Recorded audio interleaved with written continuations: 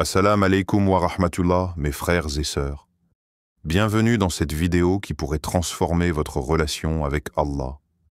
En un seul jour, abonnez-vous à la chaîne Hikmat Allah pour des vidéos qui nourrissent l'âme et élèvent le cœur. As-tu déjà lu Al-Fatiha, non pas simplement avec ta langue, mais avec ton cœur, cette sourate que tu récites chaque jour?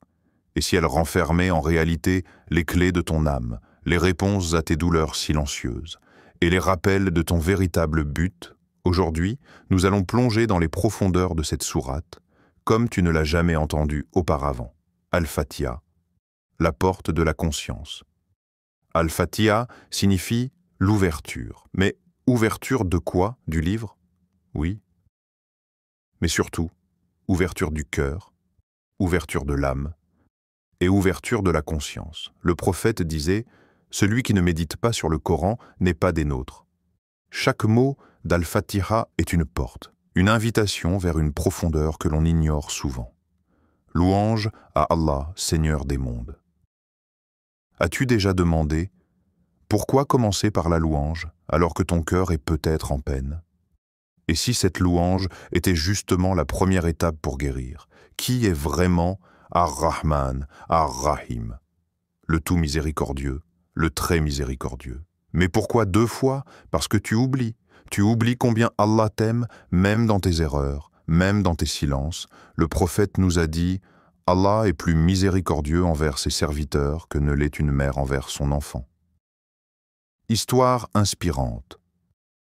Un homme était perdu dans le désert. Il trouva un arbre et s'endormit. À son réveil, il retrouva son chameau égaré, et dans un moment de joie, il cria: « Ô Allah, tu es mon serviteur, et je suis ton Seigneur », tellement ému qu'il inversa les mots. Le prophète sourit et dit: « Allah est plus heureux que cet homme lorsqu'un de ses serviteurs revient à lui. Quand as-tu ressenti pour la dernière fois la miséricorde d'Allah dans ta vie? Malik, Yawm id-Din, le juge éternel, maître du jour du jugement. » Dans un monde d'injustice, ce verset est un rappel puissant. La justice ultime appartient à Allah seul. Verset complémentaire. Ne pense pas qu'Allah soit inattentif à ce que font les injustes. Sourate Ibrahim 14:42. Qu'est-ce que cela change dans ta manière de réagir à l'injustice? Serais-tu capable de pardonner si tu savais que la vraie justice viendra? Iyyaka nabudu wa iyyaka nasta'in. C'est toi seul que nous adorons, et c'est de toi seul que nous implorons le secours. C'est ici que l'âme se prosterne, c'est ici que la dépendance devient force, car tu relis ta faiblesse à l'omnipotence d'Allah. Invoquez-moi, je vous répondrai. Sourate Ghafir 40-60. Quelle chaîne refuses-tu encore de lui confier? La prière d'une vie, Ihdina Sirat al-Mustaqim. Guide-nous vers le droit chemin. Cette demande est l'essence même d'Al-Fatiha.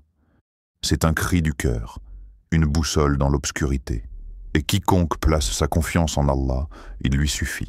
Sourate At-Talaq 65-3. Histoire inspirante, un jeune homme, égaré dans ses choix, fit cette doua tous les jours avec sincérité. Un jour, il tomba sur un verset qui changea sa vie. Il pleura. C'était sa réponse. Et toi, es-tu sincère lorsque tu dis Ihdina? Al-Fatiha est bien plus qu'une ouverture. C'est le miroir de ton âme, le résumé du Coran est peut-être la conversation la plus intime que tu aies avec ton Créateur. Rappelle-toi, ce n'est pas toi qui récites Al-Fatiha, c'est Allah qui te répond à chaque verset. Si ce message a touché ton cœur, partage-le à quelqu'un qui en a besoin. Et surtout, prends le temps aujourd'hui de réciter Al-Fatiha comme si c'était la première fois.